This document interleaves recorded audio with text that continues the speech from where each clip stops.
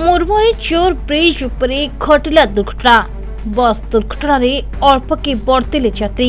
आज सकाळ प्राय 9:30 बेलू बरगढ़ बौद्ध भाया बिनिका जाउथबा शुभलक्ष्मी घरोई बस मुरमुरी ब्रिज पाखरे सुरक्षा खुंटरे बाड़े हो रही जहाँफल बस रे बसिथिबा 22 ରୁ 25 जन यात्री रक्षा पाई जाइछथि।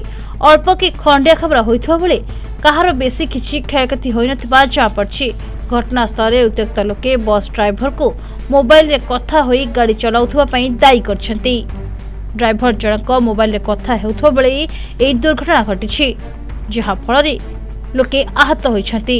तेबे एई दुर्घटना रे केही मृताहत होई नथिबा जहाँ पड़छि। बिनिकारू प्रताप रुद्र कर्णଙ୍କ रिपोर्ट प्रतिदिन टीवी। बेक पिठी अंटा आंठू आदि समस्त दरजर एकमात्र तैल श्री संजीवनी पेन रिलीफ ऑयल। श्री संजीवनी लगैले जमा बिंदीवनी। श्री संजीवनी पेन रिलीफ ऑयल हर दर्द को समझे, रखे सबका ख्याल।